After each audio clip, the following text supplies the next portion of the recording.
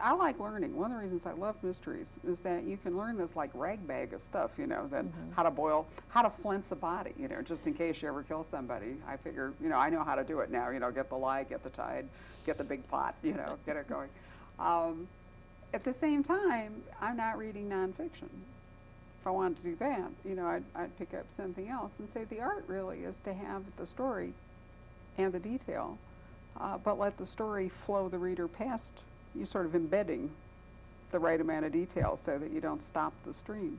And that's a fine art. Lots of authors fall over into error. They fall in love with their research, or they know too much, and the next thing you know, or they have an agenda. They have a political or emotional agenda that can take over, and the next thing you know, the story has kind of disappeared into whatever. And it's very hard, I think. Especially writing, I think, about violence. And Mo Hader is a perfect example of that for me. Her first book, Birdman, I thought there were points that were just too over the top. Absolutely. But in The Treatment, it was a completely different book because I think she wasn't as self-indulgent, and she held back a little bit more. So most of the problems I had with Birdman were solved in The Treatment, which I thought was a very well-plotted book, and it was an interesting book to me. Was it? See, I was so disliked the Birdman, I never got to The Treatment. And that can happen. That's a real danger if you really put someone off.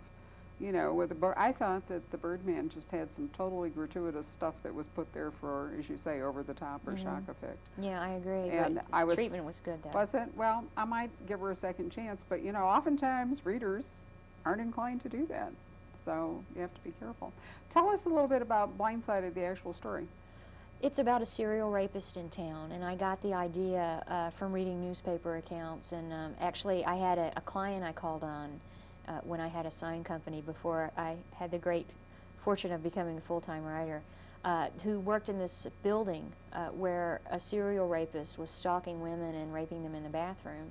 And it was so eerie being in that office building, and it was just very disconcerting going in, and the women were saying, oh, well, did you hear so-and-so was attacked last Friday? I saw her in the elevator every day, or I smiled at her over, you know, lunch at in the cafeteria. And I thought, well, you know, working in an office complex is a lot like living in a small community.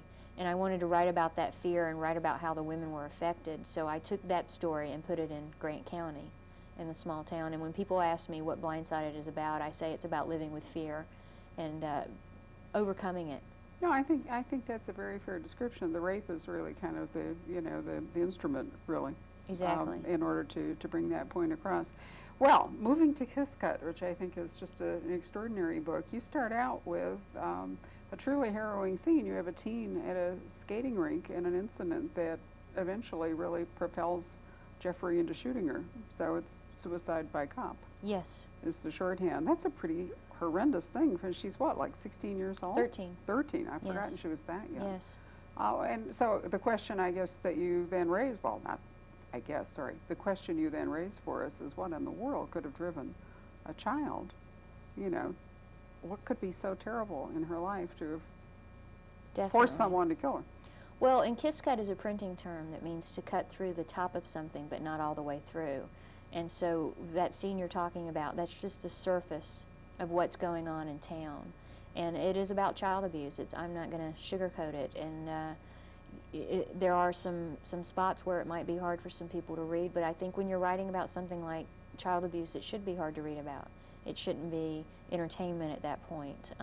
I definitely don't go into details in any way, but what I'm interested in Kiss Cut, or was interested in, was just, you know, how do you deal with that? How do you, you know, realizing that this sort of thing is going on, especially for Sarah, who's a pediatrician, where she has her first case where one of her kids as a pediatrician is a case for her as a coroner. You know, how do people deal with that? Because I think we all have this, beyond how we really feel about children, there's this idealized image in our head that a crime against a child is that much more horrific. I think the sniper in Maryland, you know, the chief of police on the television talking about how when the child was shot, that just crossed a line. And I think people who commit crimes against children are crossing a line that might be the last taboo we have. And that's what I wanted to write about. It came to me around the time Megan's Law was being popularized, where sex offenders have to register with the police. And I thought, well, I'll just look it up and see if anybody in my neighborhood is a sex offender. And what do you know? There was one. And someone who had abused children in Alabama was living right down the street from me. And that just freaked me out. And I went through all these things. Okay, well, there are kids in my neighborhood. Should I tell anybody? You know, what should I do? And I thought, you know, that would be something to write about, because I'm sure I'm not the only one who went through that. Absolutely not. And the way you develop it, I mean, it's so sad that we can't really talk about it, because part of the object, of course, of this program is to interest people in reading your books, and if we tell them the answers, then they won't. But I did think that the other idea that you explore is, you know, what a betrayal of trust it is when a guardian of an innocent, doesn't matter if it's a child or, you know, anyone who needs protection, when that guardian betrays. That's an interesting way to put it, because I think at some level we're all guardians of children, or we should be. Not that if I see a kid acting up, I have a right to go over there and spank him or something. But boy, not anymore. So I think that's one of the interesting things about our society at the moment. We have become so litigious and so, you know, individual rights, that where I think communities used to sort of help co-parent, you know, where there used to be a lot more, that people today are terrified to even raise their voice, let alone a finger. Goes back to what I was saying about when I was growing up. You know, if I got in trouble at school, I was in more trouble at home, and I think that we did raise children as a community back then. But these sorts of crimes were still happening. I don't think we talked about it. Oh, I think that's true, yeah. I did a lot of research for this and read a lot of disturbing accounts of child abuse, and some of the most horrific cases happened in the 1960s. So I thought that was pretty interesting. I think we're just hearing about it more because it's on the news more lately, and we're more aware of it, and I think that's important that we are. Well, historically, there have always been, you know, child prostitution and rings of, I mean, you can go back to ancient Rome. We already talked about that, certainly in Victorian days.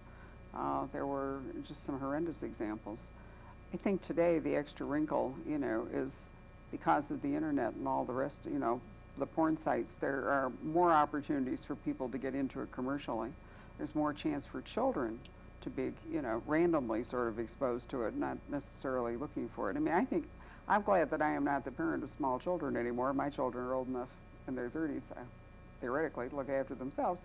But, you know, I think every parent must be concerned with, like, unlimited, you know, internet trolling today, because you just have no idea what your kids may be up to. Yes. And if they're in a computer world where you're not right there with them, it's a lot different than, I mean, I remember going to trick-or-treat when I was a little kid in Winnetka, Illinois, very safe community. We would go out in Halloween and nobody thought anything of, you know, trick-or-treating, and people would hand you stuff and unwrap candies and all. Well, nobody thinks about that today. You know, everything has to be packaged because you're worried about, you know, are there razor blades in the apples, or is there poison in the this, or who handled that, and, you know, did somebody spit in it, whatever. There's a tremendous amount of childhood innocence that's been completely erased by, and to me the media, you know, while in one sense perhaps it tries to warn us, in the other sense I think a tremendous amount of what's wrong today is the media makes news. Right, they exploit or it. encourages it, Yeah. you know, in ways that I can still remember the college tower, or the tower snipers. That was might have been in the 60s, you know, In the Texas? guy, right. Mhm. And then there was like a wave of it, you know, because that guy got so much publicity, and you know, well, I'll take my turn and be on television. And then there were like all the post office shootings, you know, that there are crimes that the media just gets so hot on, and the next thing you know, there are all these kind of other people who seem to me get sucked into it. Well, And right now it's that way, I think, especially with with this, yeah. child pornography, child abuse. And it's interesting that all these cases that we're seeing exposed are people who are trafficking in this sort of thing and living in small towns. The girls who were kidnapped in California or wherever, they were also in small towns. Right. But going back to growing up, I think I had two childhoods, because growing up in Atlanta during the late 70s and early 80s, we had the Atlanta child murders. And I really remember the first Halloween when children were starting to disappear and being found in the Chattahoochee River, how different that Halloween was from before, because all of a sudden my parents went with me, and instead of walking around the neighborhood, we were in a car, and we were all very scared. And on television it was saying, it's 9 o'clock, do you know where your children are?